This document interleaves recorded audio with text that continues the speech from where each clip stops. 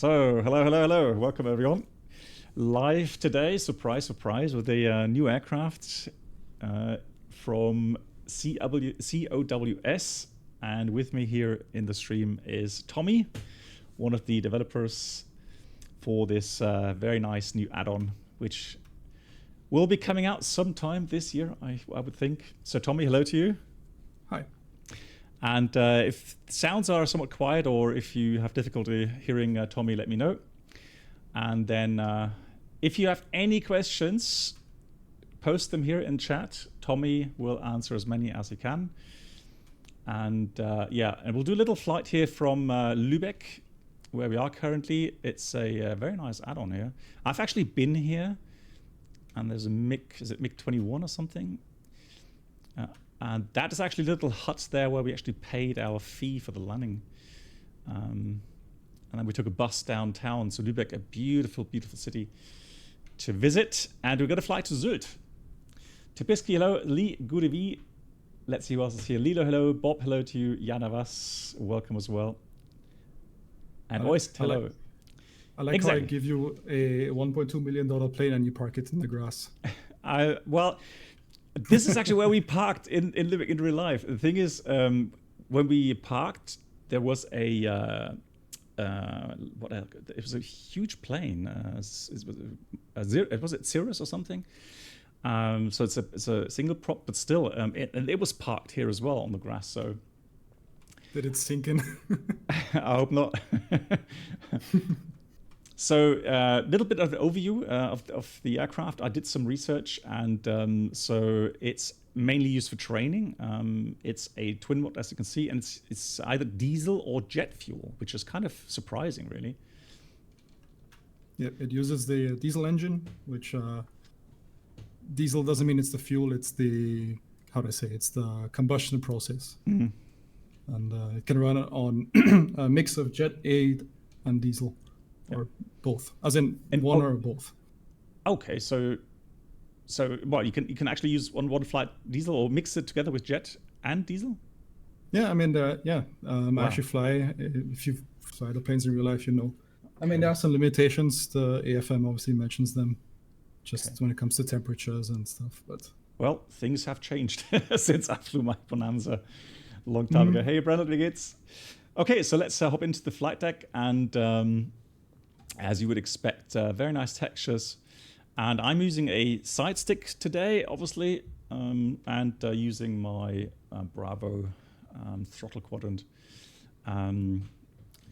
Right, yeah, so I'll tell you what, guys, again, whenever you have any questions, please feel free to post, and Tommy will answer them. And I've actually got the official DA42 checklist. So we are... Yeah, Brennel, in real life, I can imagine. I mean, the wingspan is already very impressive. Yeah, and not so long ago, yeah. I think it's like 46 feet. I don't know the meters. Yeah. I forgot it. So definitely, it is a big aircraft. Yeah. So I'm using the official checklist. So let's pretend we already done the outside check. I'm glad it was successfully connected again. Brennel, while you're here, Brennel, are you having issues again as well with the disconnects? Just saw that yesterday happening for the first time. Right, so what we're going to do is pre-flight check completed, baggage tow bar secured, auxiliary pumps. So these are... Those are on the center console. Yeah, so the white... so behind the trim. Behind the trim. Ah, okay, so the... No, the center console. Okay, on your the right. red trim, yeah. So behind the elevator trim. So let's have a look. So we have that. We have the. So you have the now see. Okay, behind. Oh, right behind there. Yeah. Is that like a little? Okay, it's hard to see here, obviously, but yeah, in there. Yeah, they're off. Okay, yeah, so those are for the auxiliary fuel pumps. Yeah. Okay. Fuel tanks. Sorry, to transfer fuel. Now we have found them. Fuel selectors on, safeguard closed. I guess is it the fuel controls? Yep, those. Okay, so forward is on and back is crossfeed. If you flip the guard open, then you can turn it off. Yeah. So that would be for securing the engine, I guess. if there's Yes. a big issue. Okay, but normally those obviously are on. Safeguard is closed. Power Correct, levers. these are kept on. Yeah, power levers idle. Always post. He's learned a lot from Mick Lang's videos. Highly recommended. Is it also regarding the diamond? I guess. Mick is a friend of mine. He's also a how do you say? He's a delivery. He told me his job description. It was kind of funny, but he's a delivery pilot. Pilot. It was a funny name. Okay. But he's a delivery guy for Diamond. Okay. He flies these planes everywhere. He checks them out. He does like the first ferry. Like a ferry pilot. Yeah, he does the first inspection, the documents, and ferry flying. Okay. And he likes to. He shows them on YouTube. Okay. He Nice. shows his flights on YouTube. Oh, there we go. So, yeah, good tip. I'll have a look at that as well. So, parking brake is set. Here's a parking brake lever. So that is down and that is set. Then we have the alternate air. Where do I find that? That is on the right side. So that's center console. Yeah. On the right side. Okay. There's a little black switch there. Okay. Little lever. Yeah, a lever there. So that's the alternate air. As you can see, it's modeled. We will talk a little bit about how in-depth the aircraft is modeled when we are also in flight, because we'll demonstrate something with the FARDEC. And yes, of course, there will be an engine shutdown and a restart as well. So alternate airs closed, fuel pumps off. So I've seen the fuel pumps here, the white switches. Correct. So left-hand engine, right-hand engine. Those are off. Manual gear extension handle. That's, I guess, the emergency gear extension handle. Max 152 knots is stowed. Avionics master that's AV master off. Then we have the electric master. That's elect master off as well. Engine masters. So these switches here, left, right, are off. Pitot heat is off.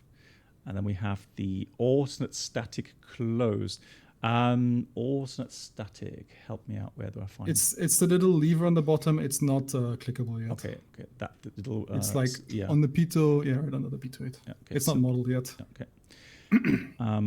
Alternators on. So let's have a look. Alternators. On the left.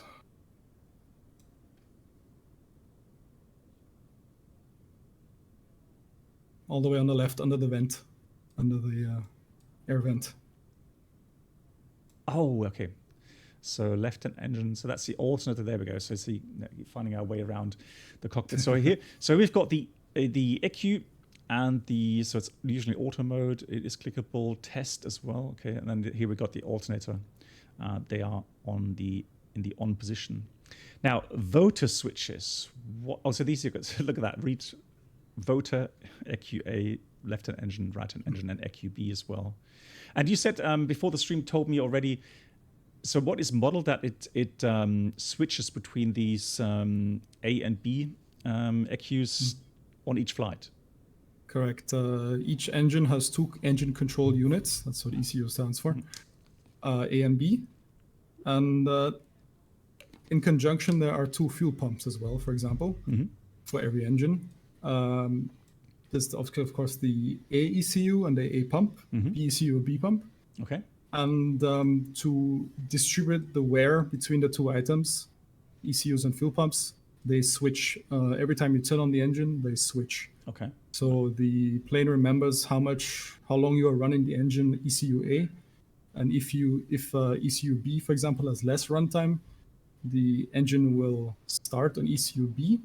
And you can then figure that out. You can then figure out which ECU you're running on when you do your ECU run-up check.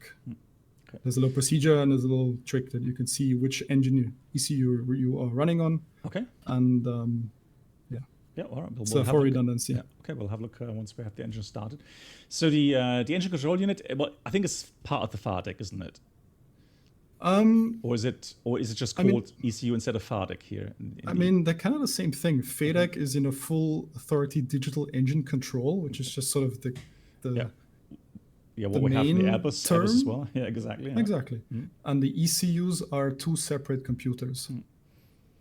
Yeah. Engine control units. So it's two separate computers that work basically in parallel. Okay. So they have the same principal function. They're basically identical. Yeah. They just they have, as in they're separate just in case of an error or anything. Yep. Cool. So yeah, the CBs are modeled. You can see they are all clickable here. COM1, transponder, engine instruments. Well, DME true airspeed is not, but ADF, DME, data link, autopilot, audio. Yeah, lots of CBs here are actually modeled. Yeah. TAS, I forgot what it means. I think it's the traffic awareness system, which is traffic, not really toggleable in the sim, so okay, it's not clickable. Cool. And for example, ADF DME is the same. If you click on one, they both move. Okay. So all light switches off. So light switches up here, landing, taxi position, strobe, floodlights, all there. And we'll demonstrate later after landing. We'll have a look at the night lighting as well. Oh, you actually took a look at the night lighting as well? Well, if you want, I mean, it's a development. No, if you say don't, then I won't, of course, because it is. No, I put a lot of effort into the lighting, so if okay. you want to show it, that'll be even. Okay, yeah, then absolutely, we will show it. Yeah, so if there's anything you say are still so under development, I don't want you to show it, then let me know.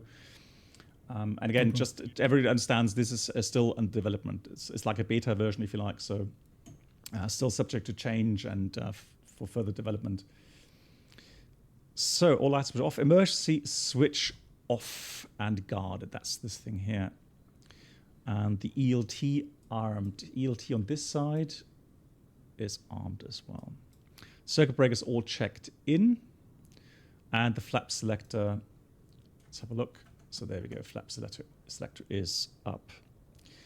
Now, it is interesting. So if starting with external power, we're not going to do that, are we? We're going to do that with just with the battery. Is it possible to do this in the sim here? Yeah, you need to turn on the plane, turn on the radios, call an APU with the menu, and then you would turn the plane off again. Okay. So that's actually the model. Okay, cool, good. All right, so we're going to do this normal with just battery power. So electric master on, and there we go. Garmin comes to life, and this is the working title. I can see here working title version 1.2.2 NXI. Correct, yeah.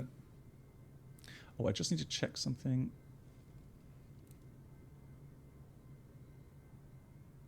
Yeah, so yesterday I had an issue again on one of the streams with my headset sound, so I had to reinstall the drivers. And yeah, I think I need to change something real quickly. General options. Oh yeah, no. Did you guys? Yeah, I think you guys heard something, right? I didn't, because I had the sounds for the game down. Yeah, now I have sounds as well. Cool.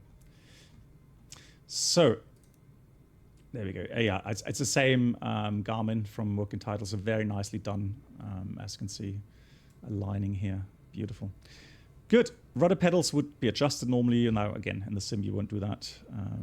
You can adjust your peripherals, of course, but then you would check the flight controls already. That's interesting. So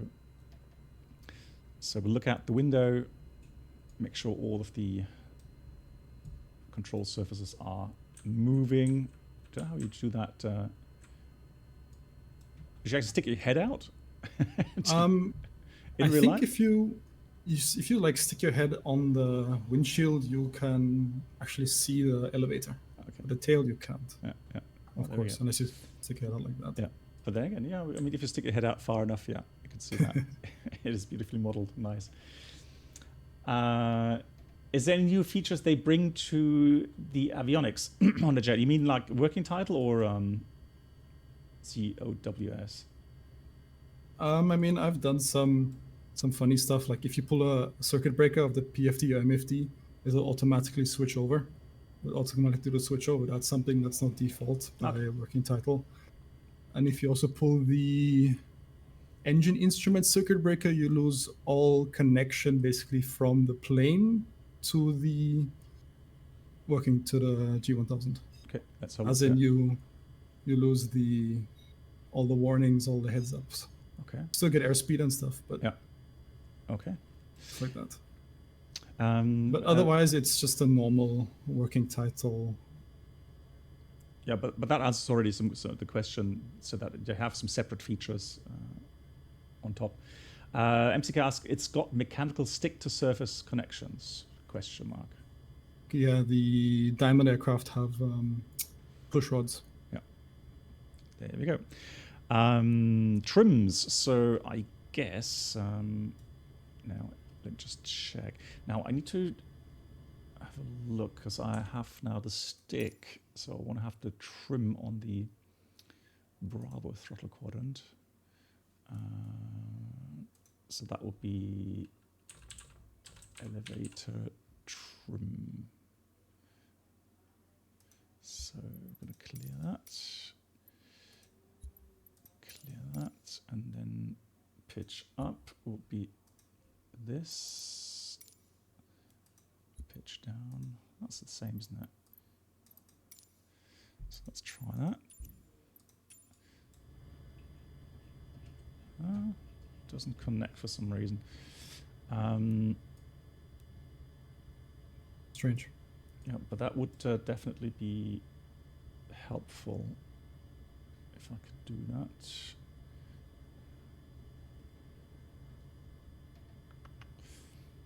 Just wonder what button I could use on that.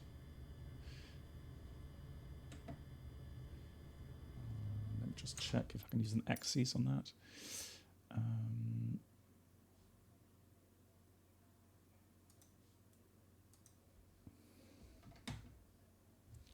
So let's clear that.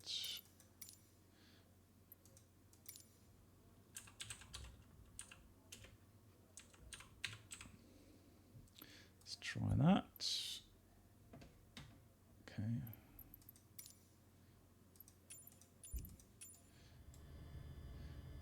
Yeah, that works. It doesn't animate the trim wheel, but it does definitely adjust the What? pit.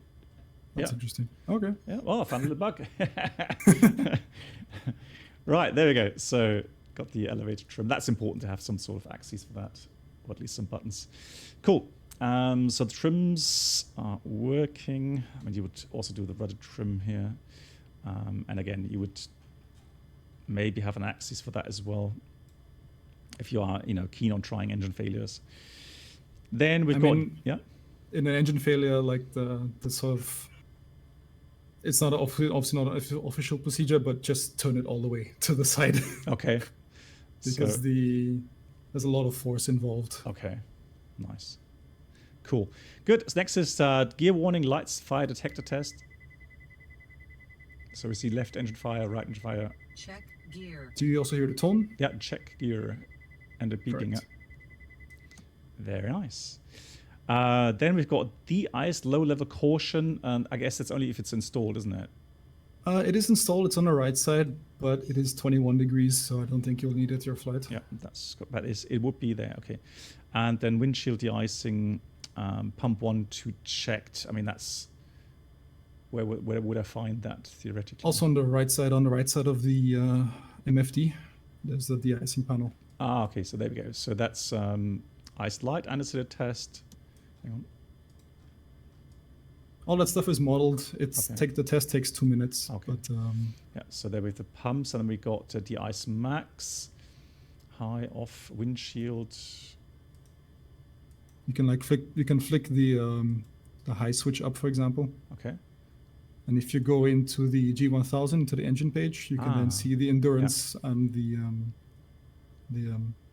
gas pressure low. That's actually correct because the fluid is too warm to actually. Yeah. Oh, nice. That is to be effective. Yeah, surprised. It's modeled. I mean, that's very good. I mean, and then of course, it's the same thing. I get asked that on different aircraft. Well, does icing have an effect on the airframe? Well, if Microsoft would model it properly, then yeah, it would have an effect. But we've seen if you have icing simulation on, sometimes it's just too much. So I guess it still needs some more tuning. This is the question. Hey, Brandon. So the question is if it's the NG or TDI, and that's for Tommy to answer. Yeah. So this is the NG6, the latest model with the latest aerodynamic improvements, and we will also make a TDI version, which has 135 horsepower per side instead of 168, and a slightly lower max weight. There we go. Yeah, Brennel, I will change that in a minute. There we go. Yeah, question answered. Very good. Good. So then we've got the start key inserted. There it is. And then power levels are idle once again. And then we have the strobe light going on. And I can see on the outside. Let's have a look. Yeah, you can see the reflection. It's daylight, but you can see the reflection here. So that does work as well. So interesting. So you don't have a beacon light per se. It's a strobe light you would switch on for engine start. No, Diamonds, they have strobes instead of beacons. Okay. I just need to change my nightboard command. Welcome aboard the Captain Black Box Duo Channel experience. Could new subscribers please make their way to the first class cabin, where complimentary drinks, snacks, and premium flight infotainment Thank you will very be much served. thanks, Thank Brennel. you. Yeah, Brennel, vielen Dank. Big round of applause for that. Thank you, Brennel, for gifting us up.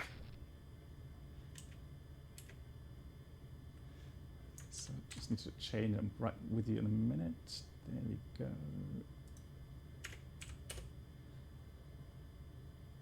So Brennel, the command should be correct now. Fantastic. Cool. All right, so strobe is on. Now, engine start procedure. Normal sequence, first start left-hand engine. Propeller area clear. Now, I'm going to leave the canopy open just for the sounds. Engine master on. So would you turn on both engine masters or just the left one? Just the left one. The glow plugs actually pull a lot of current. Okay. So it's not good to turn on both at the same time. I just saw the prop pitch change. Or was that just... Correct. Wow. I actually noticed out of the corner of my eye, I actually saw that move. Look, see that? Ever so slightly. Yep. When you turn the engine master off, the prop goes into feather mode, but there is a stop, a clutch, a centrifugal clutch that opens at 1,300 RPM. So if the engine is spinning less than that, the propeller will simply turn a few degrees back. Nice. If you do that in flight, you'll feather the engine, and when you're on the ground, the hydraulic accumulator will unfeather the prop. Okay. As in, just push it to the fine stop. Nice detail. Yeah, that's incredible. Cool. So annunciator, engine instrument check. So we check for indications. Just make sure they are visible. No error, no crosses, anything like that. Start key, glow. No, glow indication. Where would I find that? It's a cast message, but it's already gone. Okay, so it's off. And then start key. Yeah. You're ready to start, yeah. Okay, so start key, start. So left side, then I will turn that to the left. So prop is clear. And then let's have a look.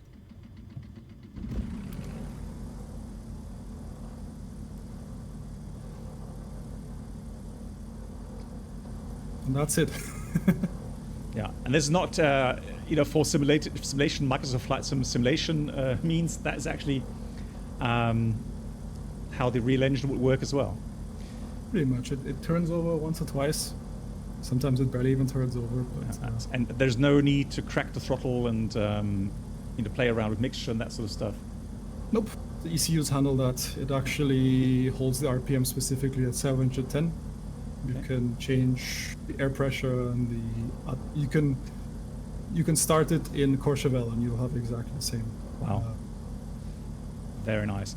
Now you can see oil temperature was in amber right now, but oil pressure, that's the thing we need to check, is in the green. And then voltage indication. If you go in the engine system page. Okay. There we go. So load, it says 2%. system. There we go. Electric. There we go. Found out. Electric volts in the green. Amps. Yeah, charging. Cool. So we didn't use external power. We used batteries. So start right-hand engine procedure as above. So we're going to again get the master switch on. Clear the prop. And then we turn. And again, we make sure that we have oil pressure in the green. And one thing you are simulating is different values, correct, for the engines? Correct. I'm trying to think about anything that's... I think the only thing that's actually natively simulated by the game for the engines is the propeller governor in normal operation. Okay. Everything else I've rewritten. I've rewritten manifold pressure, turbo simulation, oil pressure, oil temperature, coolant temperature with thermostats, fuel temperature, gearbox temperature. Yeah. I basically went full nerd. Yeah, I know here, at least on my streams, there's a lot of people that love these little details, and they get upset if everything's the same. So, yeah. And the warm-up time is also pretty much realistic. Okay. Nice. Again, we had a guy send in a video, and I just timed it when it takes to warm up, and that's excellent to have these little details, realistic details. What's the estimate cruise speed for Comanche? I would say about 130 knots, Brennard, 140 knots. Would you in real life start up engine with canopy open? No, I don't think so. I mean, you could. If you wanted to, go ahead. But it's loud, isn't it? I mean, so. Yeah. Good. Check after engine start. Oil pressure checked. RPM 710 plus minus 30. Checked. Nice detail. Fuel selectors crossfeed. Aha. So both onto crossfeed, correct? Yep. Smooth them back. Okay. So let's go viewpoint here. Oh, that's the trim. Right, on crossfeed. Nice. Do we have a fuel page system? Probably not. There is the lean page. Unfortunately, the working title does not allow us to access that. Yeah. To change that. However, the fuel totalizer is, as currently, it's completely automatic. So when you start up, it sets the gallons remaining, and it tracks the gallons used correctly. Okay. So is the endurance and range calculation. Okay, nice. So let me see. I've got what, 12 gallons left and right. 12 gallons in the main tank and 6 gallons in the auxiliary tanks. Oh, okay, so 1830. Okay, that makes sense. And 36.7 there. Ah, I see. Nice.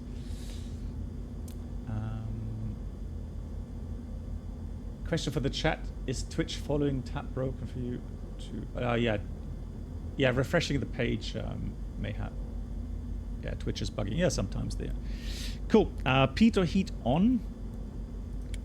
Yeah, yep, annotations. Yeah. Turn on the system page, then you can see the amp increase. Okay, let me just. So there we go. So there's amps indication. Put that on. Yeah, volts go down initially, and then amps come up. So it's charging. Correct. The stall heat is derated when you're on the ground. I was wondering. That's why you get the stall heat fail. Yeah, yesterday when I was test flying it, I thought, oh no, is that a bug? Okay. But then I thought, nah, it's probably a feature. Cool. Pitot heat off. Okay, so that's for ground ops, is it? Or do you just put the pitot heat on when required? It's just a test. Okay. The checklists basically say when you're flying, but as required. If it's 20 degrees outside, no need to. Okay. Good. Avionics master on. Here we go.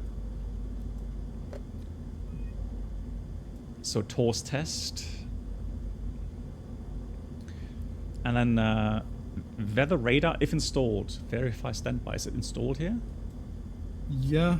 I mean, it doesn't do anything in Microsoft, but it's, I don't know if it's big or small FMS knob on the MFD, and then you can toggle it. But okay, yeah. But again, here in Microsoft at the moment, that's something I always criticize really badly, that weather radar is not really simulated well. I know it can be simulated by there's some aircraft, but I mean it's not that realistic. It's too good, yeah. So good. FMS setup. So initialize profile. I think they're just talking about flight plan. Yeah, so if we go flight plan, actually I can do that on this page. There we go. So origin, just wondering if it has the same thing regarding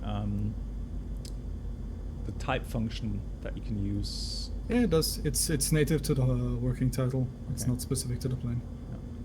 To press the middle one, and then you scroll down once, and then you scroll with the big one. As in with the big one once, and then you scroll with the small one once.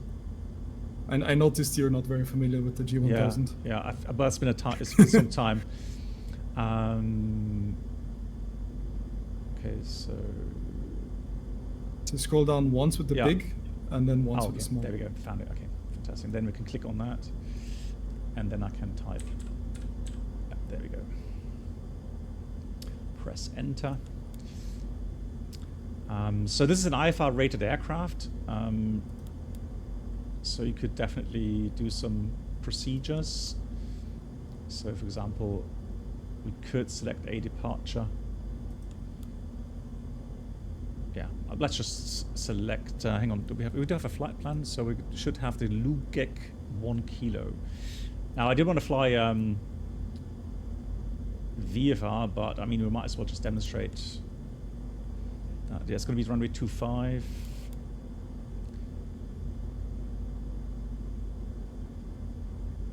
Load, enter. There we go. So then we go to, oops. Right, I don't know where I went. There we go. Flight plan. Blimey. Is it worse than an Airbus? So, I mean, in the sense of, you know, getting used to things with programming. So flight plan again. So then we go. En It's route. like switching from Windows to Mac. Oh, it is, yeah. En route. And then we would have flight plan says direct NIGAT. So, no. Big knob to scroll, small knob to enter. Yeah. There we go. I think by the end of the flight I will have gotten used to it. So then we type in that fix. Enter. From there it's direct Renzu. That's a nice feature that you can type that with the keyboard. It's not 100% realistic, but for us flight simmers, that's quite neat. I mean, Garmin do make external panels with keyboards. Okay. The Cirrus has one Yeah. in the center console, and the DA42 has a flip out in the armrest. Yeah. But I mean, realistically, you would have your flight plan already, you know, linked up with Bluetooth or something, and you load it in. And so obviously, I hardly imagine that you would see anybody really typing anything the way that I'm doing. If you're my instructor and you're like, okay, let's enter the flight plan. And we just literally sat on the ramp for like 20 minutes, just on the Garmin 430 in middle of daylight in the heat, just there we just go. Trying to enter a flight plan. He asked for it, so hang on. If I go for a airway, is there anything? Load airway. There we go. Found it. So airway. Then it's going to be Zulu. Hey, look at that. Exit is going to be Oldip, but we can also scroll down. There we go. Slowly, but you would love to see me fly on. Yeah, at some point, obviously, when I'm getting used to some proper real-world flying, then yes. So, done that. How do I enter the destination? Destination, there it is. Answered my own question there. Scroll, not type. Hold it. Destination. There we go. So we're gonna I mean, using it in real life isn't that bad. It's just with the mouse, and you have no feedback with your fingers because you just have a mouse. It's just obviously a bit awkward, but in real life you can get used to it. Yeah. So I'm going to take 3-2 since the wind at the moment in Sylt is actually 320 at 20. So I'd rather have a runway where I have headwind, assuming it is long enough. And we can do a procedure. So theoretically, if there's an arrival, there should be. I mean, it is a... So there's no arrival there, okay.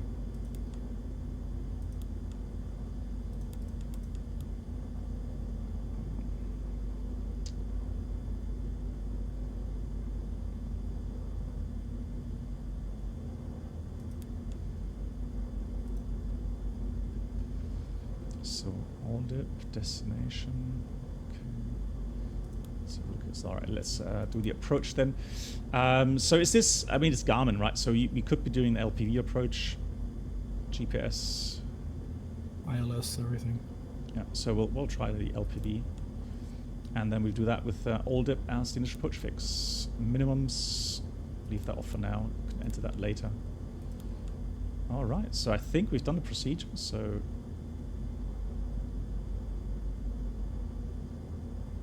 Load. And there we go. Cool. Hey, Scottish Aviator. So already we have the right QNH setting for the procedure itself. Now, if you're doing the flight, we might as well just get the chart out and then we're on our way. Do we have, I see that's one thing I'm not familiar with. Do we have charts in here in the Garmin? In the working title? No, they don't have that yet. Okay.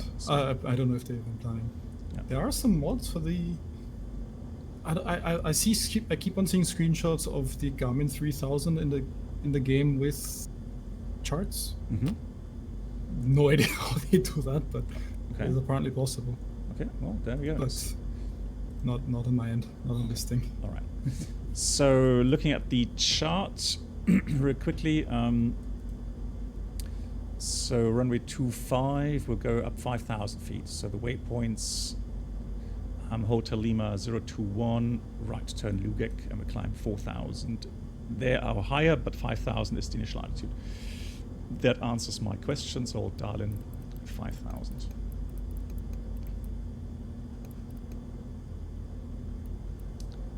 The outer ring, obviously, is for the 1,000 steps. Cool. Anything with the nav aids, I can put 109.35. So here we go. Now this is nav 100 and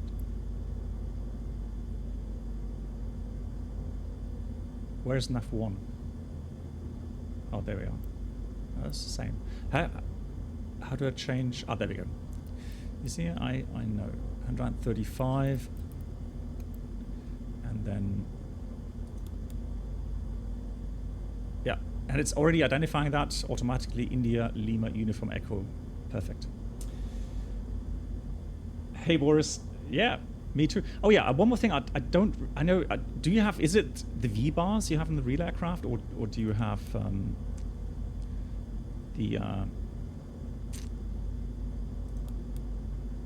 sorry, the flight director crossbars?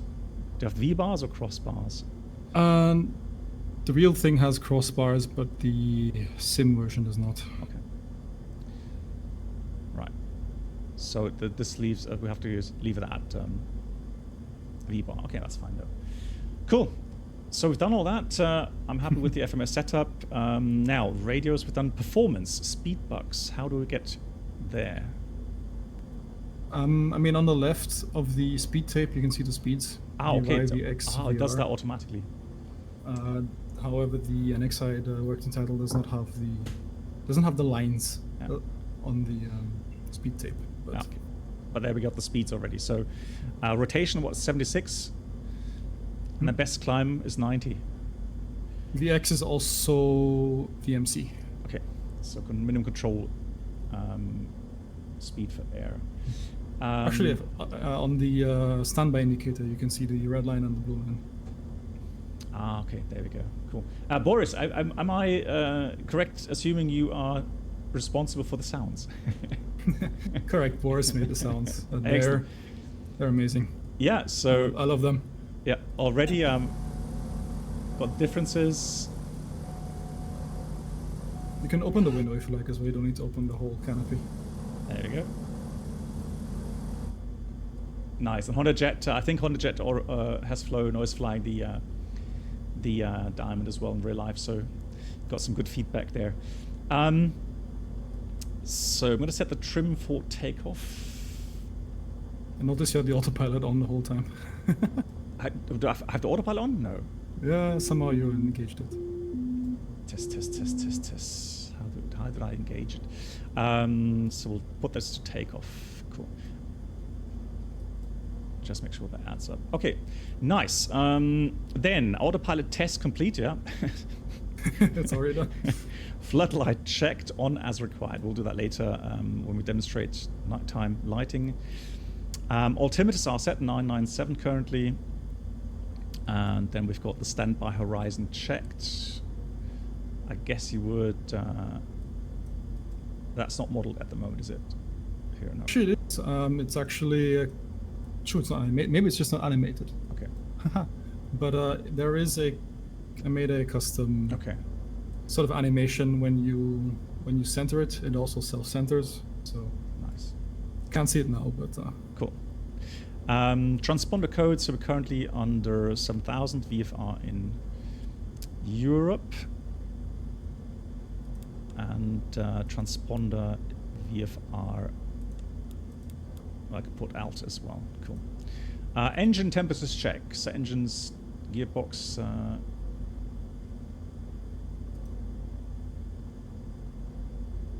All in the green, yeah. Yeah, all in the green there. And then parking brake release. That means we're good to go. Taxi light on. Now, I don't know why Microsoft always puts these people there, but there we go. Good. So off we go. We'll go to Yeah. Hold on. You still have the fuel on cross feed. Actually, I think that's in the taxi check to then put it back to normal. During taxi, brakes, nozzle steering instruments, and then before takeoff. So look. Or maybe yeah, you're right. Fuel selectors on. Yeah. Cool. Yeah. So I missed those that item. Cool. Good catch. And let's go. And I know that you also have headsets somewhere, right? You can... Correct. The headset jack on this plane is basically right between the two seats behind you. It's basically by your right butt cheek. Okay. And you can click on it to enable the headset simulation. Oh, hold on. So on the jacks, yep. So it's actually showing or simulating noise compensate like a Bose headset or something?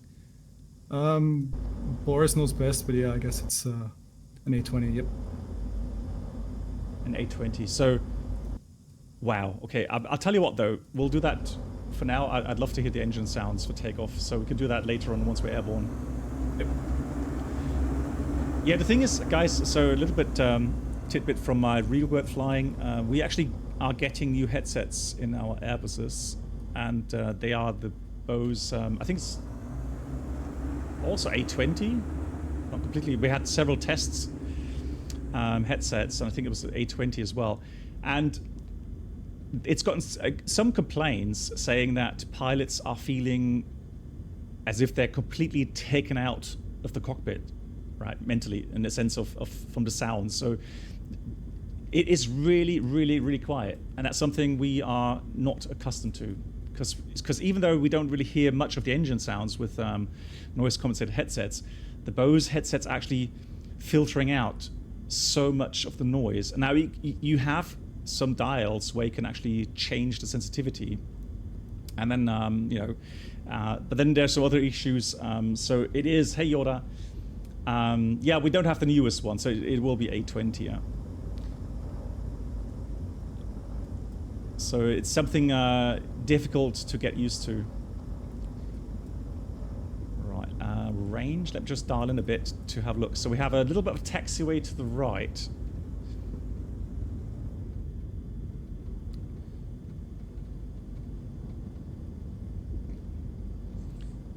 There we go.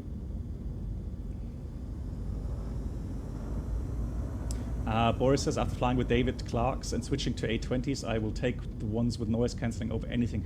Well, yeah, I mean, in the prop aircraft, no doubt. Obviously, it's you know, it's a lot louder compared to an airliner. Although, if I look at the old ones with the EIS-1, those are extremely noisy as well. How does the nozzle steering feel? Nice. It's not so overdone. So normally, I'm not pretty much, I would say, half deflection. So normally, the issues I have with aircraft add-ons and Microsoft is that it's way too sensitive. But this is nice. This is actually very controllable. Yeah. Yeah, at slow speeds, you can flip the plane around, basically. With differential braking, you can basically turn it on a wheel. But after, I don't know what speed I set, but I basically cut the sensitivity off a lot, so taxiing is very easy. No. Now, since I'm in the outside view right now, is any plans on modeling people inside? Yeah, of course. There you go. The people are in the characters are in a different quality setting. Yeah. How do I say? You know, the model 3D model changes qualities when you change your range, change the distance. Okay. And we only have the higher quality ones currently in, so there's no people yet. Yeah, Mets, I will show you the. Okay, I'll tell you what, people will want to see the lighting, so I'll switch to. Let me just stop the aircraft here real quickly. Park brake on. Nice suspension simulation as well. Love that. Cool. Then we go. Put some floodlights on. Obviously, daytime you won't see that. Instrument lighting on, and then we'll change the daytime to nighttime. So there we go. Took a while to go in. So I would assume this is oh lovely. Look at the reflections there. So this is the same as on the real aircraft, kind of a bluish background color. There's a light bar. One thing you can do is you can press the airspeed indicator needle to do the above.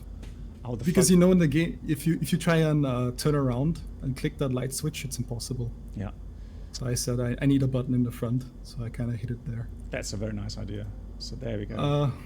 One cool thing you can demonstrate: turn off the taxi light and go out. Do you have a toggle switch for the lights? Nope. Actually, well, I could put one in. Hang on. Control options. No, it's okay. You can just turn on both the landing and taxi light, and just look at the lights outside. Welcome aboard the Captain Blackbox Duo Channel experience. Could new subscribers please make their way to the first class cabin, where complimentary drinks, snacks, and premium flight infotainment will be served. Correct. Thank you. Oh yeah. So let me just have a look here at the taxi light. Oh, the taxi light was on all the time, but the landing lights. Hey, B-Scan, thank you much for the sub. Welcome to the community. If you stick your head out to the left a little bit, you can see the light better. Yeah, I can see, at least on my screen, I can see it, how it's getting brighter now, ever so slightly. That's LED strobes as well.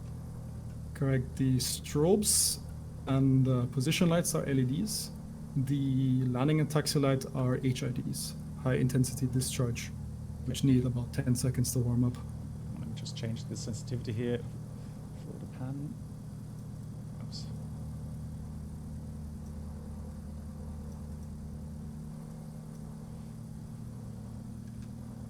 There we go. You can also turn on the position lights.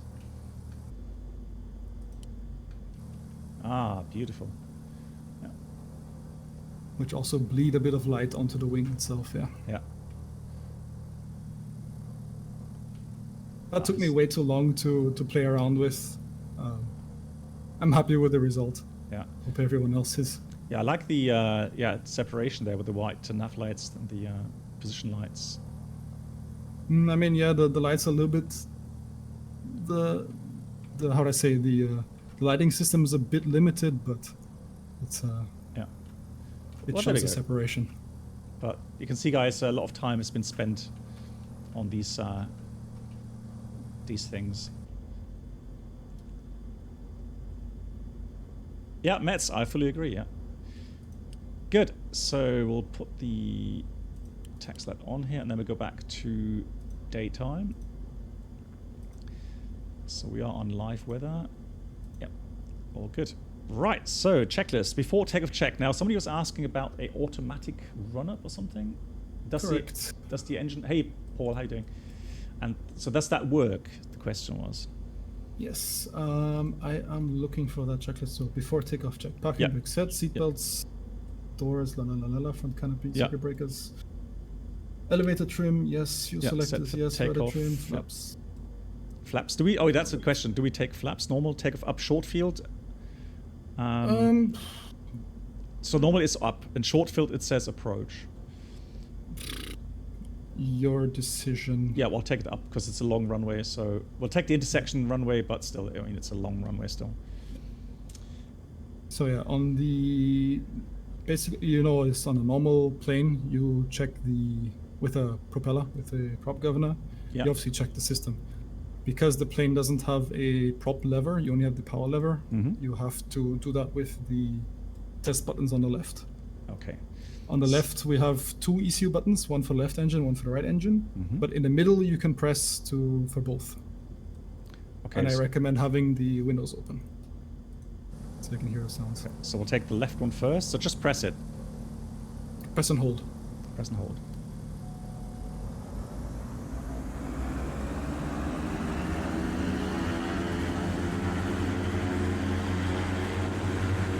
Nice.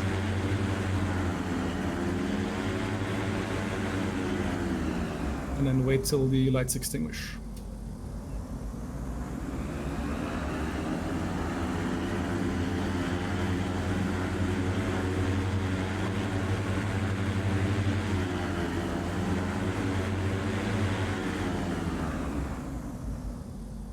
And there we go. Now they are out, releasing the button. Correct. And I guess the same for the right engine. Wow, that's really nice. Oh, really? Okay. So let me just... so Boris says it's even cooler if you do both at once. How do I press both at once? That's the question. So you would have a button modeled somewhere. It's in between the two buttons. Oh, there we go.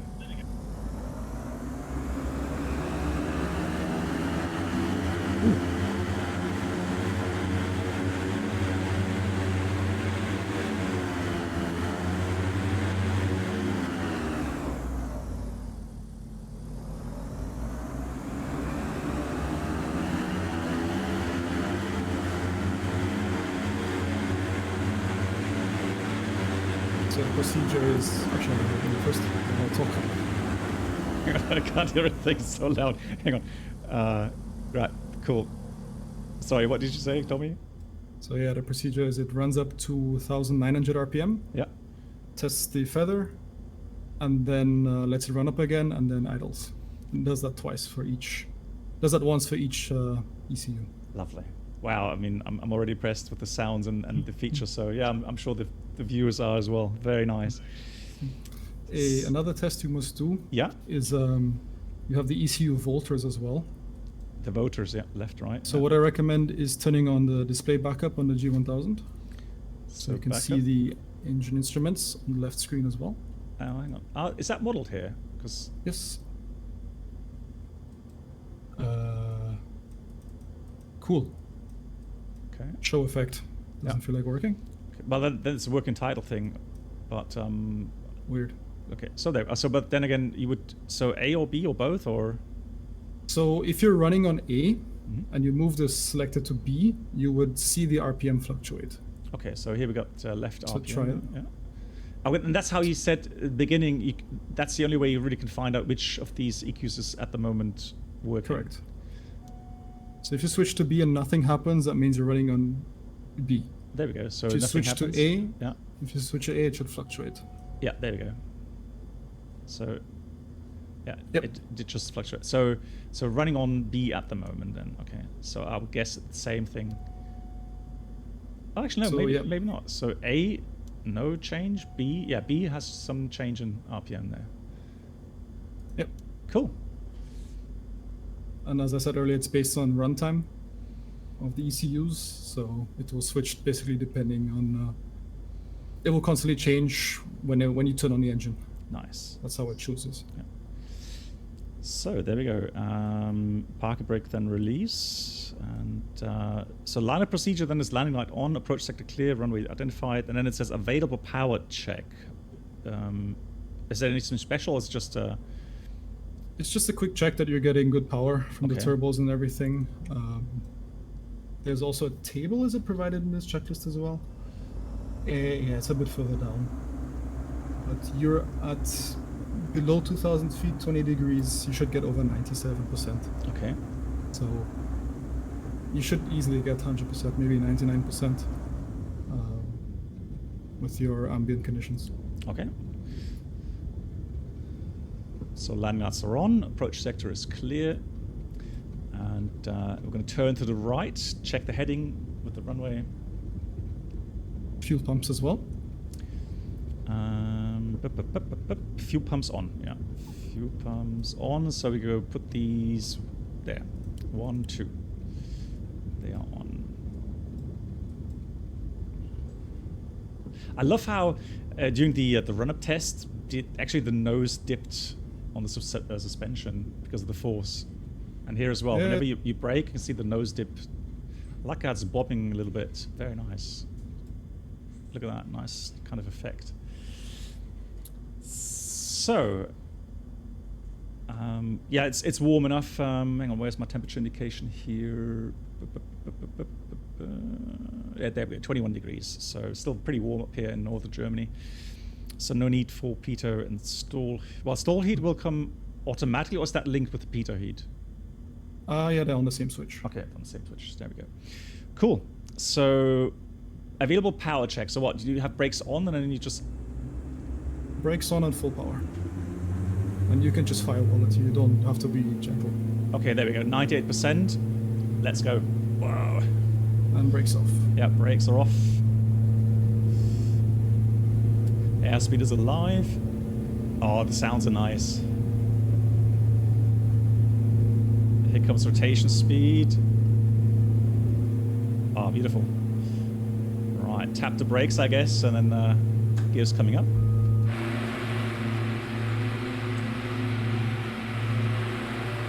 The gear is also sequenced. Yeah. Nice.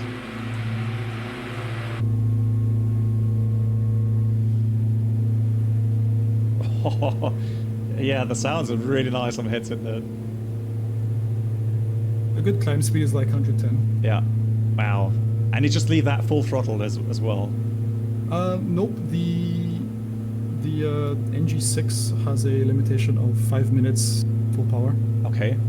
The max continuous power is 92%, or 2,100 RPM. Okay. So let's go nav.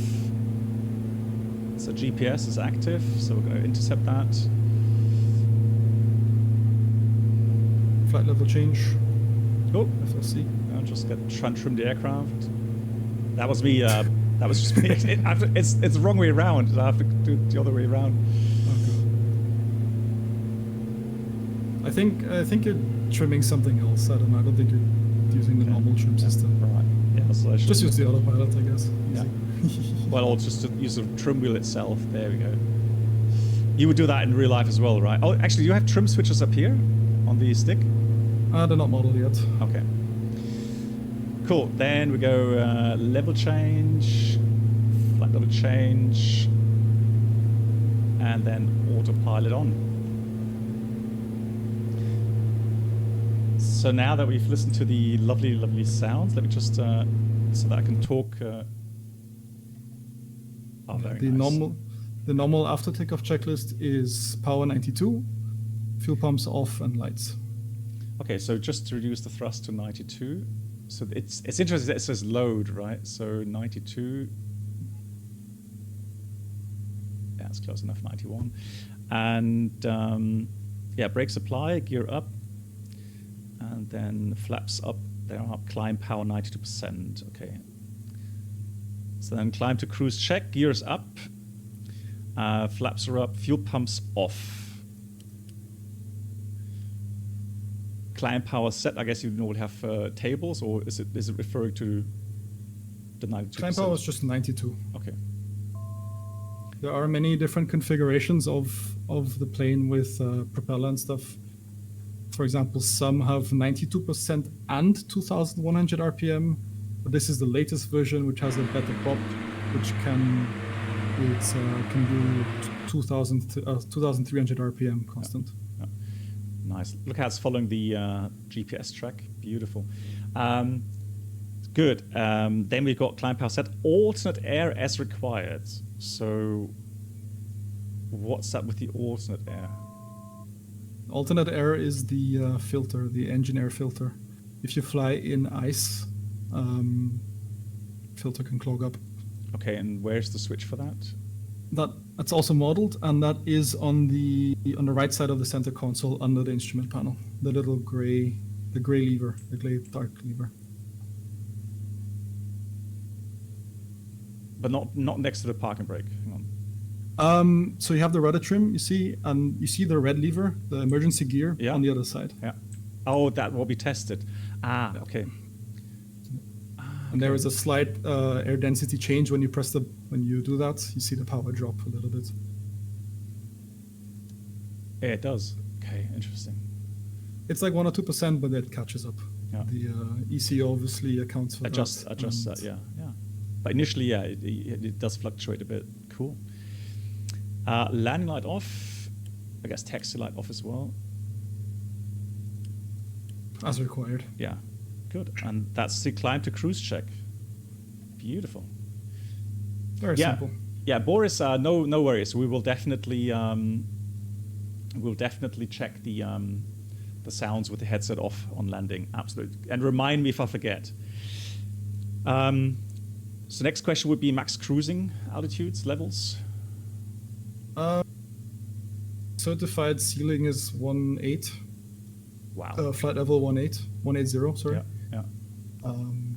And depending on temperature, you can get probably, I think, a good cruise thing to calculate for is 170 knots at higher levels. Okay. It is turbocharged, so you obviously get an advantage if you're higher. Okay. Currently at 5,000 feet, the true airspeed to indicated airspeed isn't that much difference. Yeah. So I need to. How can I change speed from here? Where's the speed? So on the autopilot panel, those on the two bottom right ones of the autopilot panel, you spam the up button. That's altitude. Hang on. So yeah, above that altitude knob, there are, you see FLC on the left? Yeah. And there's down on the right. Okay. So nose up, nose down. Okay, I get it. Yeah, okay. Nose up would be speed down, of course. Yeah, there we go. And what would you normally climb then? Kind of cruise climb or? So like a takeoff, after takeoff climb is good, like, 100 to 110, and like normal cruise climb is like 130. Okay, 130.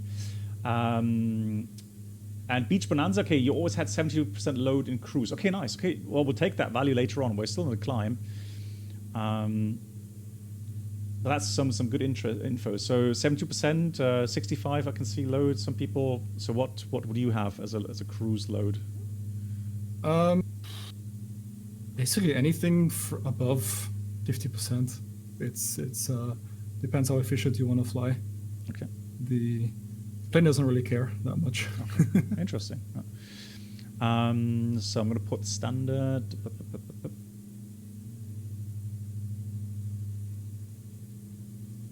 But a good, I think 72% load, like Beach Bonanza said. I guess that's like 6.5 gallons per side. Okay.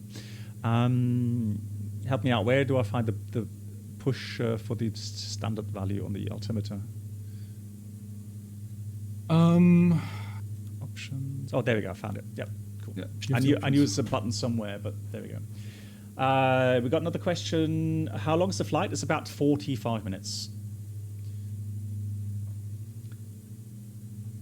And it will end with a nice LPV, so GPS approach. Because I know Brendel wants to see that. Will the aircraft simulate oxygen mask above a certain level? We can't do that. If Microsoft opens that up, sure. So that's always the thing, really. That's what I hear from different add-on or aircraft add-on developers. It's certain things at the moment are limited in what you can, tell Microsoft to do to simulate. Apparently, it's going to get better with 2024. I'm curious. I really hope they really redo everything from the ground up. Yeah. Because when you make aircraft for this plane, make aircraft for this game, for the sim, you have units in inches of mercury, then you have pounds per square foot, then you have Kelvin, then you have Rankine, then you have all the units just mixed out. And I really hope they put everything metric, for example. That would be amazing. Yeah. Now we're getting some questions. I know that you guys are also working on a X-plane version. I mean, it's open use because I saw it on a dedicated flight sim website. So Tani, it is going to be available as well at some point on X-plane. I'm not sure if you can. I'm not doing the X-plane version. Okay.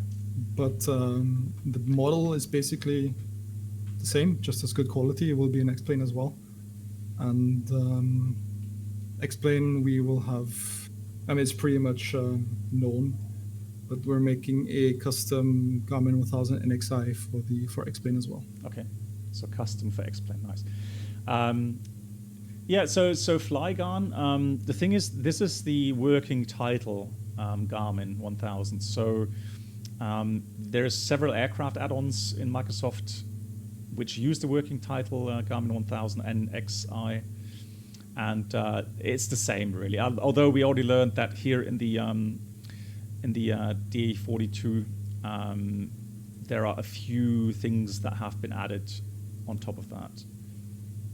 Yeah, the engine page, the system page, the lean page. Yeah. So if you look on the lean page, for example, you can see your range. Yeah. Range and endurance. Yeah. Look at that, nice. Yeah. So, at the moment it's taking the values we're running the engine with, right? 91 load, obviously. Then once we get to cruise, we'll change the cruise power. The range will, of course, change as well. Correct, yeah.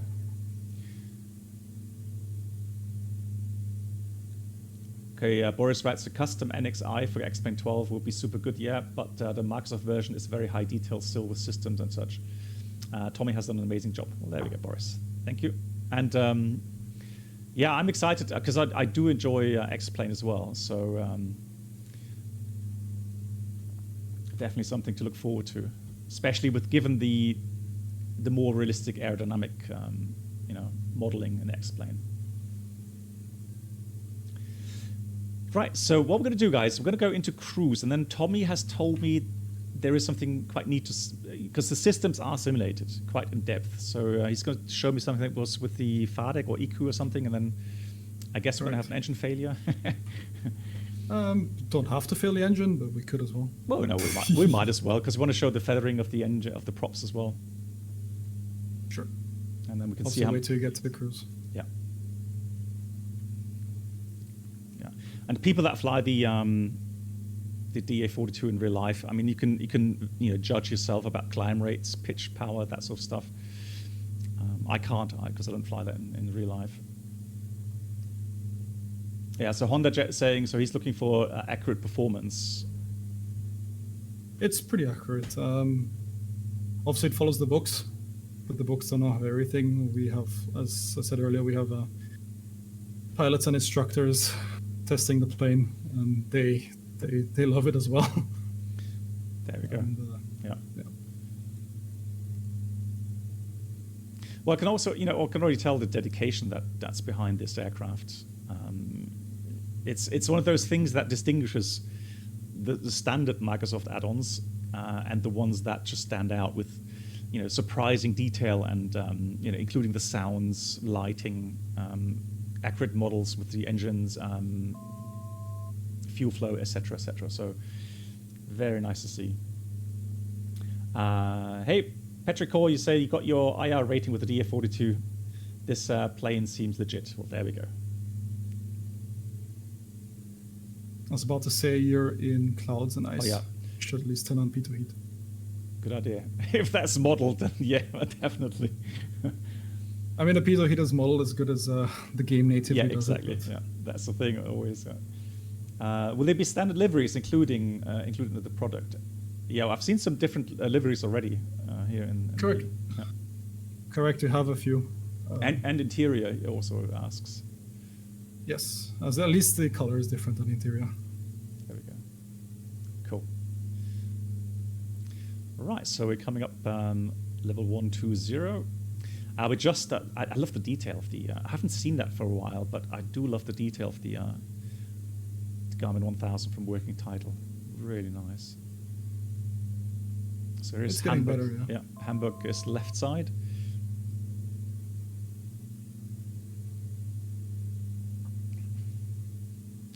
Of course, as expected, there's a first Price and date, yeah. yeah, I warned you about this. Yeah. Now, price, definitely not as much as A2A.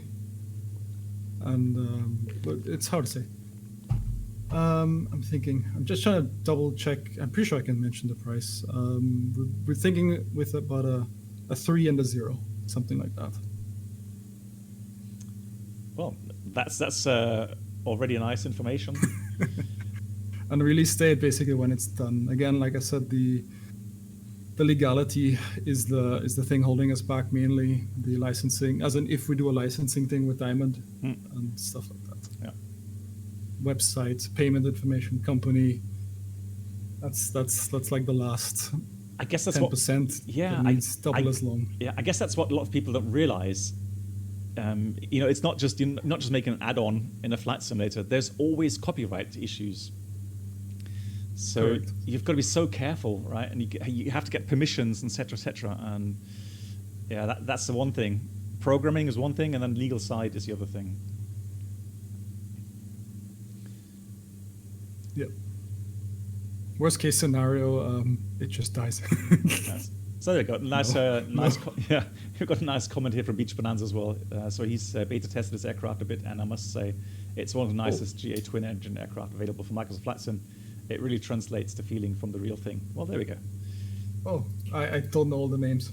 Yeah. So Beach Bonanza. Okay. Shall we go and demonstrate what you told me? Yeah. So if I remember correctly, we are running on the B ECU on the left engine, right? Yep. So what you can do is pull the fuel pump B circuit breaker. So fuel for the left engine, fuel pump B circuit breaker. Okay, I'll pull that. Oh, just a little yaw moment there as it's switching over, I guess. Correct. The engine, as you can see, you have a left ECU B fail message. Yeah. So it obviously shows that something with the left ECU system with the B system has failed, or an error has been detected. The error in this case was no fuel pressure, so the system swapped over to the A pump. Yeah, of course it does take a split second, and then the engine has a little surge, and you saw that yaw moment as well. One thing you can do is on the voltage switch, you can switch to B. The engine will try and run on B, but as there's no fuel pressure on the B line, the engine will obviously die. Yeah. Okay, so here we go. Die. I'm going to put my feet on the rudder pedals. So here we go. All right, applying right rudder, trying to keep that ball centered. Oh, that's almost full right rudder here. We're not feathered yet anyway. So interesting. It shows RPM 2000, but load. So it's like windmilling right now, is it? Pretty much, yeah. Okay. So what will be the items now? Obviously identify. Yeah, so left engine. What you can do, and then basically left master off. Yeah, so I'm going to go flight level change first of all. And left master off. Now this will be, I guess, well, if you're on your own, you would make sure you have the right switch in your hand. Correct, yeah. So left master off. And then, do I have to do anything to feather it, or would it go on? It feathers itself. There we go. So now I can... Additionally... oh, nice animation, yeah. If it's like a catastrophic engine failure, then of course fuel fuel selector off and alternator off. Okay. Yeah, but we want to restart the engine, so. Exactly. So I'm going to put this to full right trim, yeah. Rudder trim. What you can do is you can trim and then get off your actual foot pedals, and the actual pedals in the game will at least stay. Yeah. They will move as well. Yeah. So I tried. That's one thing I didn't like about the game, just the fact that you don't get feedback from the trim system. Okay. So I programmed that in. Yeah. Already, so some eyes scanned things like power settings and speed, etc. So initially, as the prop was still windmilling, obviously it's creating more drag, and we had about 350, 400 feet per minute descent rate. Mm-hmm. So now obviously, max cruise power on your right engine. Okay, so that would be like 92%. But I noticed a bug that the right RPM is showing 0. Okay, I'll write that down. Yeah. There we go. So that's. It might just be on the. It might only be on that lean page. Check on the engine page. Yeah, you're right. Yeah, correct. Okay, it's only on the lean page. Yeah. I'll write that down. There we go. So actually, the rudder trim is full, but I would have the tendency to add a little bit more manual right rudder, just to try to get that yaw centered.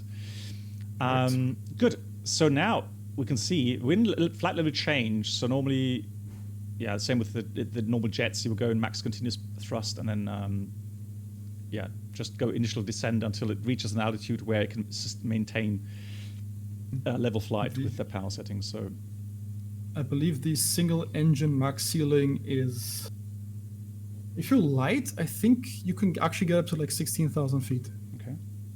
And if you're heavy, I believe 13,000. Okay. So question, is restarting engine in flight possible? Well, if you have the right procedure, I guess. If it's not a catastrophic failure. Restart is power idle on the engine, of course. Yeah. Check so that the fuel is on and start. Gear. Actually, turn on the circuit breaker would probably be a good idea for the circuit breaker and reset the ECU and stuff. Check That'd be a good gear. idea. So auto, yeah. Check gear. Right. And then engine master on. Yeah, master's on. And there we go. Gear. It pretty much it starts windmilling Check pretty much gear. above like 90 knots. Check gear. So then we can increase the load. Rudder trim as well. Yeah, rudder trim back to neutral. As we add, then we're going to set the cruise power again at about 70%. Good. So we'll go, how high? We go 11 or 12,000 again then. So we could go 12,000. Flight level change. Going to go to 90%, 92% for the climb. And there we go. Restarted the engine. To reset the ECU fail, you just select the failed ECU again, and the system will confirm that the selected ECU works again, and then clear the failure, kill the error message. Back to auto. Sorry, which button? Hang on. So we killed the B system with the fuel pump. So the B system remembered that it wasn't working correctly. Yeah. And you switch to B if you were to switch to B. Okay. Until the B message disappears, and then switch back to auto. Ah, there we go. Okay, now that worked. Cool. All right, back to cruise power. Rudder trim is also not centered. Yeah, not quite centered yet. So there we go.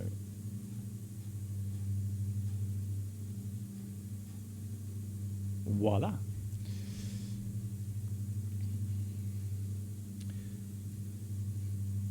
So Comasco says on the DA42 VI, I believe you can only get one attempt to restart in flight, if I'm not mistaken. Okay.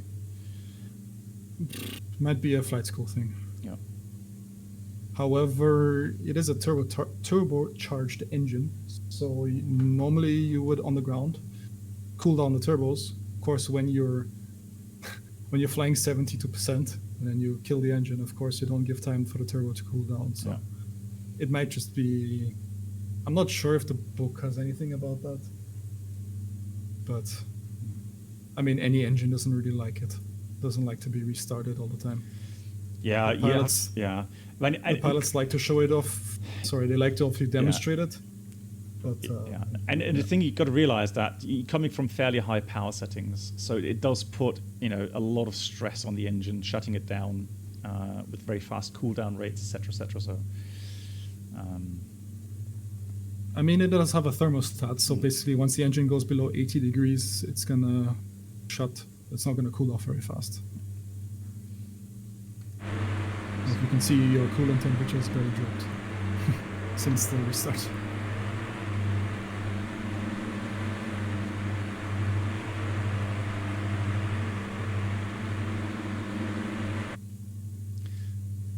very nice indeed. Cool. So let's have a look. Of course, with the Garmin, it should have a VNAV function in the sense it should be able to calculate its top descent. I'm just going to go and get the approach chart open.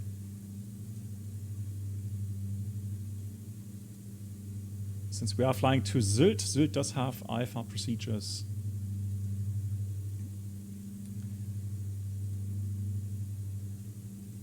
Am I allowed to post links in the chat? Can Yes. I link the Discord? I'll permit you. Hang on, just fine. Oh no, you're a sub. Yeah, now you've been gifting a sub. You can post the links. Yeah, sure. Go ahead.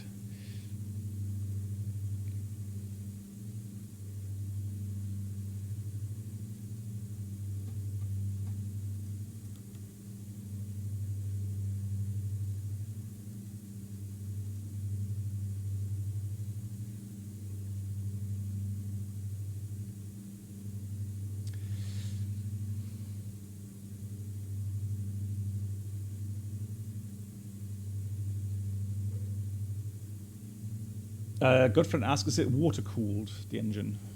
Correct. Okay. And then they have a question. So yeah, the water cooling is simulated, thermostat is simulated, the water pump is simulated, and flying into clouds and rain also affects cooling. It's because of the thermostat, like the cooling system's only really running at 20% the whole time during cruise. So if you increase it by 3 times the cooling with rain and stuff, it's not going to drop much temperature, but it does. So Trike's pilot asks, is it true that you can go in a distance of less than 1.5 miles from 180 knots to landing speed? Referring to a video of Mickey. Yep, the gear can be deployed up to VNE. 188 in this plane. Wow. Okay. Well, that's definitely helpful. So it's actually, I can see the VNAV profile here. So it's calculating with a 3-degree profile down, 858 feet per minute with the current speed, and then top drop is in 1 minute 51 minutes. Yeah. What Honda? What do you mean? How much RAM does each engine have?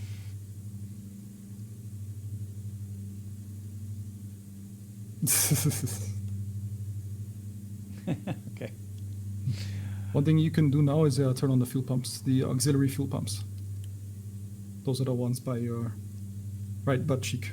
The auxiliary fuel pumps. Okay. Oh, the auxiliary. The transfer pumps. Yeah, sorry. yeah. So, would you get an indication? Oh, there we go. Yeah, left hand, right hand pump on. Yeah, cool. You can also see the fuel temperature dropping as the fuel gets transferred. Fuel temperature. Oh yeah, there we go. Slowly but surely the temperature will drop. Yeah, vertical track. So it says I should dial down, and then let's go VNAV path. So let's check again. Flight plan. Yeah, 45 seconds to go. And well, we're going to go down to 3,000 for the approach. Transition altitude level will be 60. Although today with that pressure, probably 70. Let's check the weather again for Sylt. Currently 330 at 17. Scattered 1300, KNHS 999, and I guess we can already pre-dial that. Or does it change the... Oh no, it does change that already. Okay, disregard. So... standards, there we go. So we have a nice VDEF indication there. And then the power setting... Is it idle power? Probably. A good power setting for descent is like 40 to 50%. Okay, so we'll use 40, 150 knots. It's very slippery, so if you cut anything above like 60-70%, you're really far in the yellow. Okay, yeah. It's a very slippery plane. Okay, so there we go. So we'll use 39% here.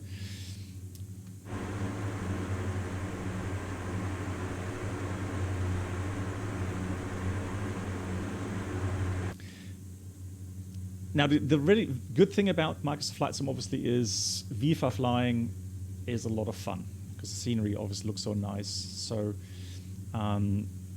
flying a GA aircraft here in Microsoft Flight Sim has a different meaning compared to P3D or... Well, X-Plane with the orthos obviously does look nice as well. I'm so happy we don't have to download ortho anymore. Yeah, me too. Me too. I remember just... Sorry, go ahead. Yeah, I'm happy that I've got lots already downloaded, but yeah, it's... And I haven't really... I've not been able to get ortho installed yet properly, so... I remember downloading ortho for Austria. 80 gigabytes. Okay. Used up all the VRAM that my GPU had. And I was like, okay, cool. I waited a day and a half for this to download. Oh my god, yeah, it depends on the connection. It would take ages for me. Yeah, it would take ages for me as well. Hey Fornax, what do you mean? Hang on, I'm not sure what exactly you mean. I think it's talking about the stalling. Okay.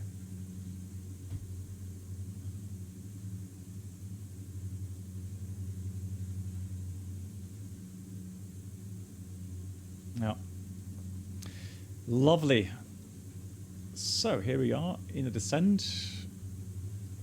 Keeping 145, very nice. Now turning Bardos to Dexaf, and then we're going to be starting the approach. I can show you the approach real quickly in case you are interested. So it's a straight in RNAV approach, runway 32, and the runway is 2,120 meters long. Available beyond the glide slope is 1842. It says for single engine aircraft up to 2 tons. Landing distance is a bit different, but twin prop, that's fine. Good. Yeah, we're just going to go straight now. Where do we park? Let's go up here north in Apron 3, where the rich people park. And then we just go Lima at the end. Cool. So with the RNAV, we talked about this quite extensively as we're flying the Hot Start Challenger. Big topic with LPV.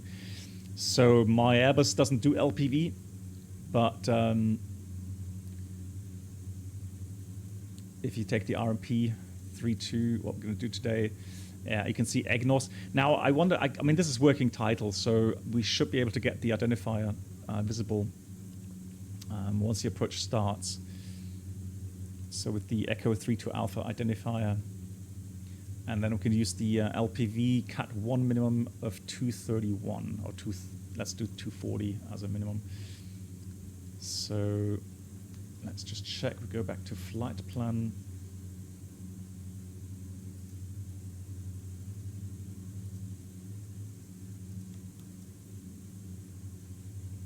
And then somewhere we should be able to insert the...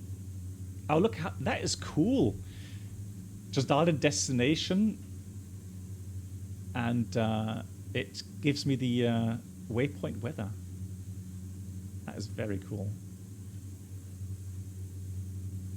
So is it normal that as you get lower, the load drops as well? Correct. Okay. That's only above 6,500 feet to, I believe, 13,000. How do I say, with a diesel engine, diesel engines can actually flame out like a turbine because they require self-ignition. They work on self-ignition. So what the engine does is increases your idle power up to 35%. So it's something to get used to, especially if you want to land at higher altitude airfields. But it only really affects you above 6,000 feet. Okay. 6,500-ish. Yeah. Charts, yeah, thank you. So auxiliary power gives me now the message I should turn them off again. Correct. So now the question is, how do I get options? Procedure. How do I enter the minimum again? Menu. No. I know I had it on the flight plan earlier. If you click on back on your MFD, on your PFD on the back, then you go on timer reference. Yeah, there we go. Thank you.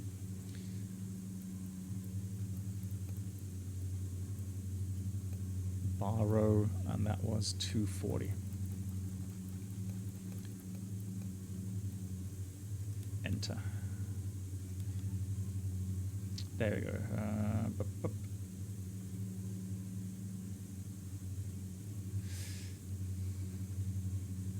Now let me enter the whether VOR at the field. No, just the ILS. Okay, we'll leave that out.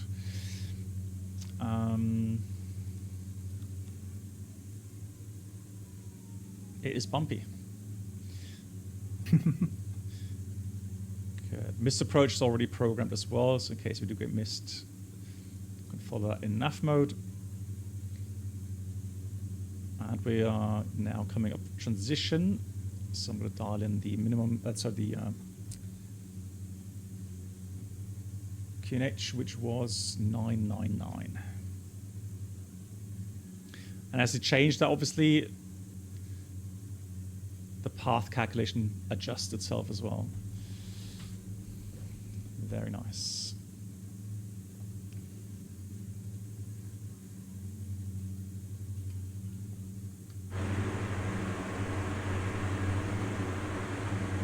The plane will also cruise with like 30 to 35% power, 100 to 110 knots. And with full fuel, that's 10 hours endurance. Wow. It's insane. Yeah. So even now with that power setting at 500 miles, still incredible. Yeah, it's almost 4 hours, and you have 40% fuel. Yeah, and that's a twin jet, right? Yeah, that's the thing. Twin turbocharged, 168 horsepower each side. Hey, Sim Caesar, thank you for the raid. Welcome, everyone. Caesar, I hope you had a good stream, and another aircraft to look forward to.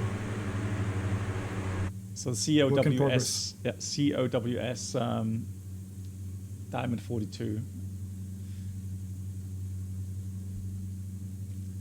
Big shout out to Sim Caesar. For those that don't know Sim Caesar, he's also streaming on Twitch. Lovely, lovely gentleman. Make sure to check out his channel.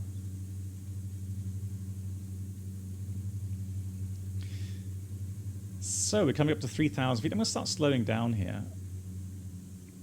And then the question is, do I need to activate anything manually, or will it automatically?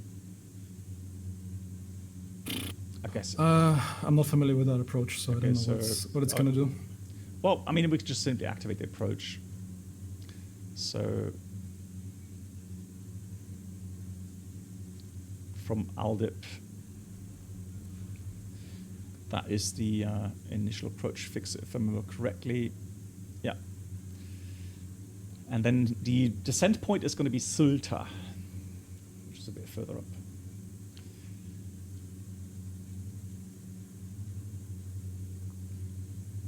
Boris, I will take that off right now. So go here.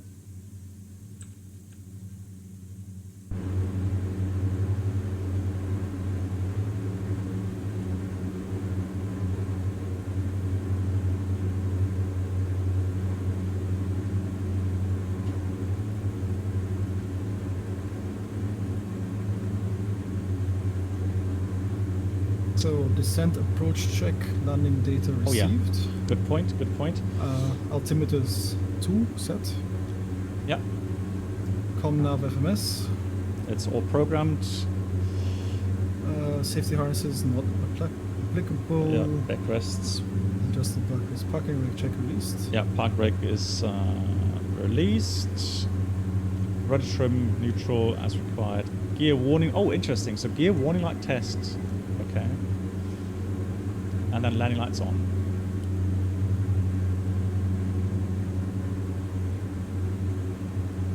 Ooh, weather is worsening, but that's what is North Germany today. It's rain showers and ugh, not very nice. I mean, here it's just completely dark. It's just been covered the whole day. Yeah, but that's a good idea that we're flying a instrument approach in this case.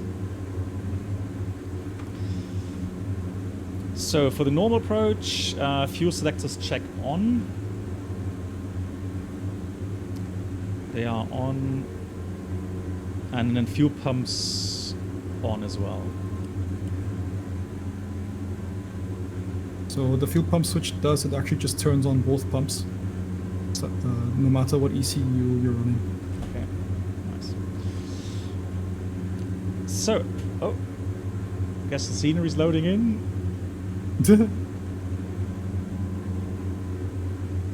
Ooh, oh, it has long freeze. Yeah, poof. It's always like It's oh. not. It's not the plane. It's not no, the plane. no, we had that yesterday as well. Whenever mostly freeware scenery is sometimes it just. Okay, so I can see now. It says glide slope, so that's for the GPS approach. So typical power setting you can use is just 30 to 35 when you're clean, and when you get on the ILS, initially gear down, keep the same power setting, and that should slow you down to the white arc where you can use flaps. Yeah. So gear we can drop anytime, and then the flaps in the white arc. Yeah.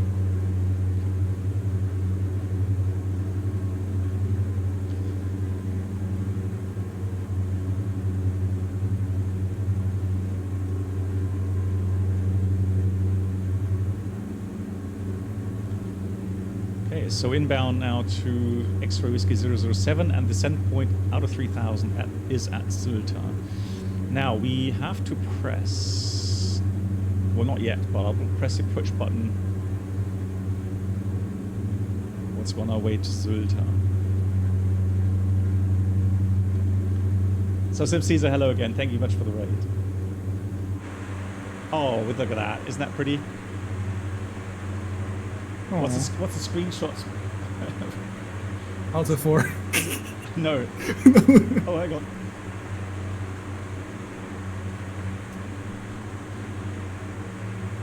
That's very pretty. Nice. Okay.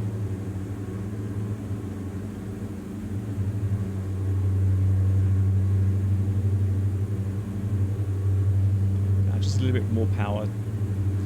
Yeah, if there's a downdraft, of course. Yeah, no, I have a feeling that at the moment there's a lot of headwind. So, actually, we can actually have that indicating options, wind. Let's do option 3. There we go. So 320. Well, it's not too much. 10, but it's a bit gusty.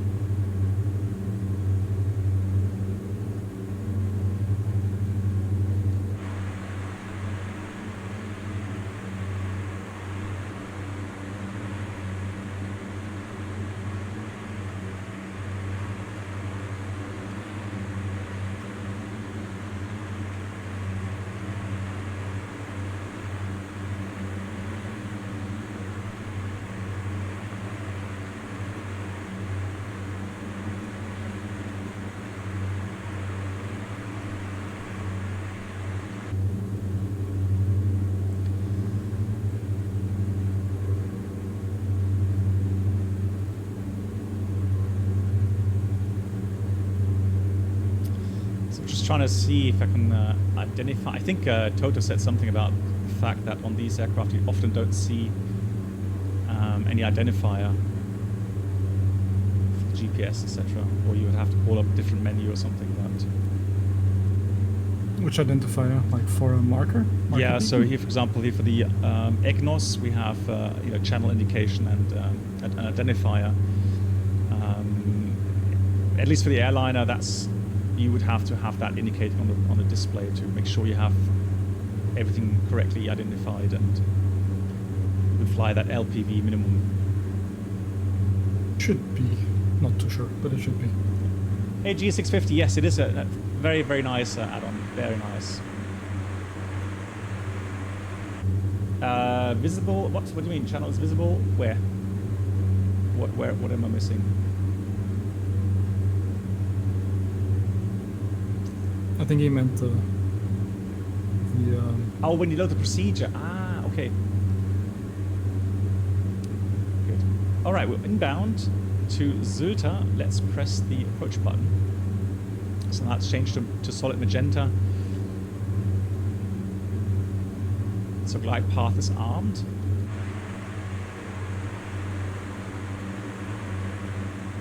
And it's windy. It really is. 16 knots at the moment.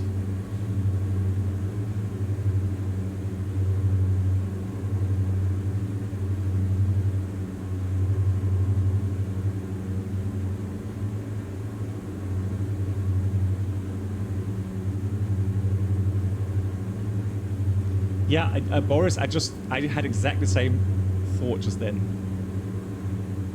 One thing I'm surprised to see is it doesn't do automatic synchronization of the engine load. No, it doesn't have prop sync, yeah. Okay. I find that weird as well. But if you think about it, the RPMs are kind of low compared to like a normal plane. Like on a normal, like homing Continental, you go up to 2,700 RPM, yeah, and you cruise at 2,500. That's true. On this plane, it's 2,300 max and 2,100 like max cruise. So I guess they didn't see it necessary. Okay. For the approach speed later on, what am I aiming for? I mean, it has a Y there at 90 knots. I think 80 is a good 80, 75 to 80. Okay. Kind of light. Maybe the checklist has it. Let me check. Speed Demon. So we have some very knowledgeable people here as well. So he says 100 knots, and then VREF 84 wants visual. Okay. So these gusty conditions, I would definitely go with like 90, just not to drop below VREF. Yeah, it's on the checklist on page 10. 86, 84. Nice. All right, I can see the runway, and we're on glide path. Just checking the missed approach altitude is actually 3,000. So 3,000 is set. Just in case we go missed, it's max power, flaps approach, positive rate of climb, and gear up, flaps up, and then climb power, 92%. Yeah, that's all right. That rain, that was a double rainbow. Man, it's getting better and better. GG. And this is real.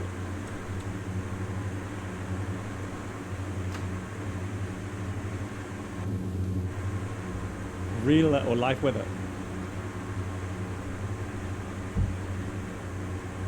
Lovely animation of landing it. Yeah, don't panic. We've still got 2,000 feet to go.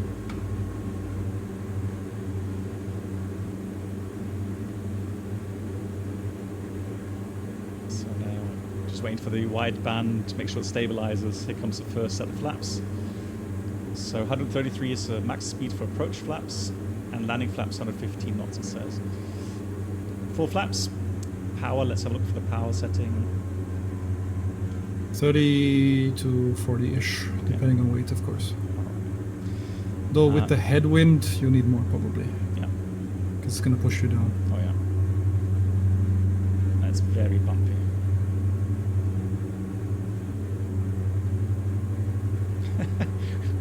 Definitely took a very bad day to go flying with a small aircraft. All right, so we got final check, flaps, landing. Gear, 3 greens checked, and rudder trim is neutral.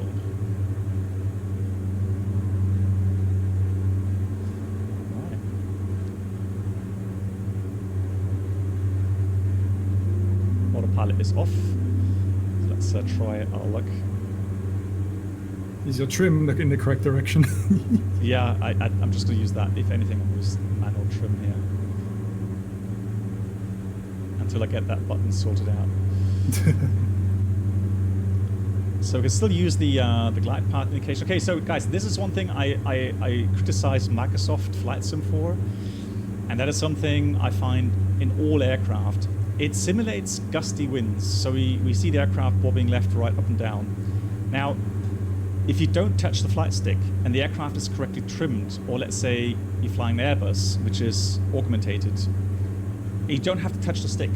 The aircraft will continue on the same path through the air, even though it's moving up, down, left, right. And that's something it's like, so for real world pilots, it's something really off-putting. And I hope that Microsoft 2024 will definitely bring improvements in that area.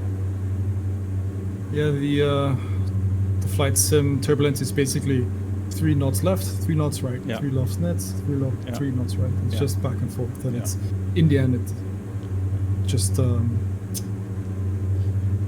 do I say, it centers out. Yeah, and in a real aircraft, obviously you have to constantly, you know, if it's a conventional aircraft, you have to constantly adjust, right? Power, pitch. There's always something to do, and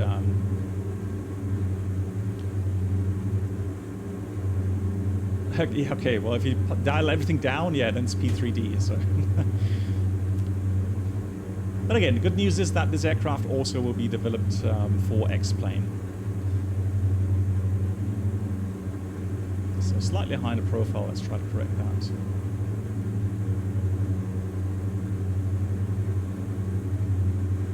The controllers must love you. What's your ground speed? Like 50 knots? Let me see where my indication for that is. Ground speed 77 at the moment. So yeah, we got 23 knots headwind component at the moment.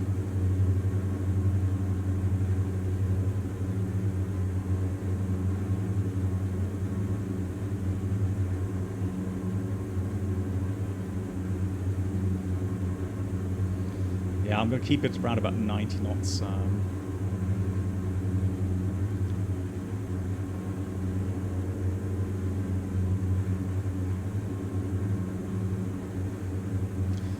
So, just have a look here.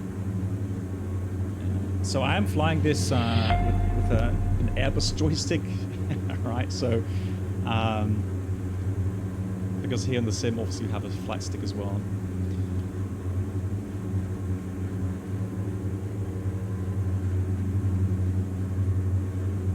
But it's nice. It's not overdone. I mean, the rest is Microsoft Flight Sim influence. But I have a feeling it's nicely trimmed, so I don't have to do huge inputs. Does that side stick not have a plate you can change out on top for trim? Or it's just fixed to an Airbus? I don't know. I will need to check with... it's from FS Projects, so maybe they have a different add-on for that as well. That'd be cool if you could. I mean, there's different flight the 2 sticks. screws. Yeah, I mean, there's from Verpil or Windwing. I'm sure they have some good flight sticks there. So yeah, so landing kind of just like a normal twin. Put it over threshold. Don't drop the power too fast, because then the lift will drop, and then. Okay. It will land itself.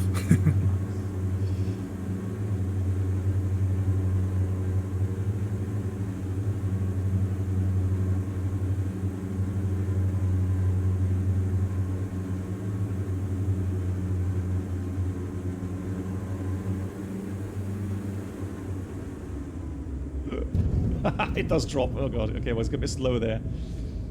Oh. Good thing the landing gear doesn't break. Oh no.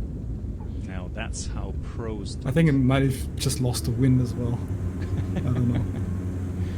Well, you did warn me about the speed dropping and. Oh, there we go. The props go to how do I say, the opposite of feather when you pull the power to idle. Ah, okay. So what? Yeah.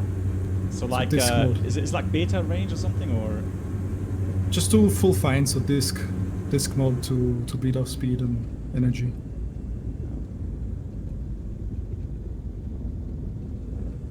It's done automatically under 20% load. no. Okay, well there we go. Well, I mean, it's challenging, right? So you've got to watch your power settings as well in the flare. Right, so this is a freeware scenery. Let me just see if I can find the apron. Let's just zoom in here.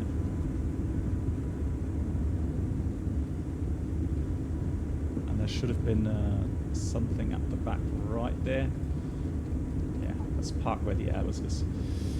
I was surprised. I was surprised to see that there's no payware add-on for Sylt. I mean, Sylt is a quite a big airport, and you know, in summertime they fly 319s here, so.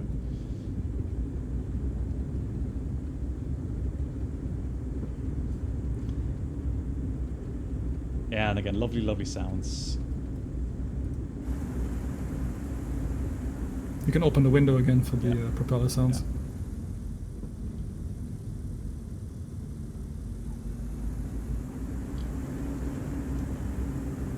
Put the flaps up. And the rainbow is still there. Lovely. So after landing check, also the air is closed. Pitot heat goes off. It doesn't want to weather vane into the wind there. Yeah, that's something. Can't do too much about. Flaps are up. Fuel pumps off. Then de-icing system is off anyways. Landing taxi light. Take those off. And next is the parking check. No, it's open or closed. Yeah, just open closed. Some 42s have like a middle spot. You can lock it in, but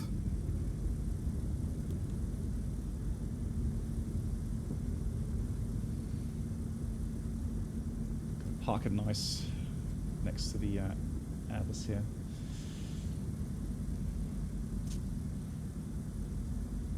Wow, that was a very enjoyable flight. Very nice indeed. Right, so parking check. Park brake is set. Power levers. Max 10% for 1 minute. Okay, interesting. So that's it's worded kind of weirdly. It's basically saying that you can use up to 10% power for 1 minute, and then you can turn the engine off right away. So if you were just idling to your ramp spot, you can just turn it off instantly. Okay. It's for the turbo cooldown. Okay, there we go.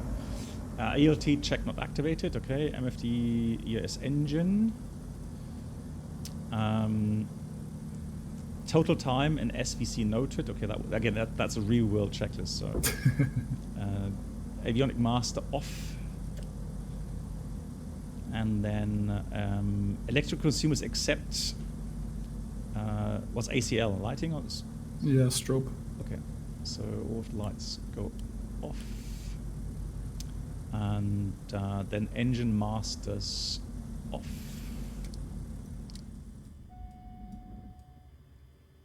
Nice. Oh, that's GSX kicking in.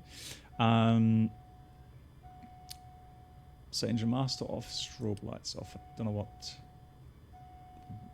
Having a fit here with the. That's the working title. Yeah, I have that problem as well all the time. Okay. So when engine indication X'd out. Of course, yeah. On the real plane, when you turn the masters off, of course the ECU isn't on, so there's no information being read off the engine, and obviously that is not. Okay. Implemented yet. Okay.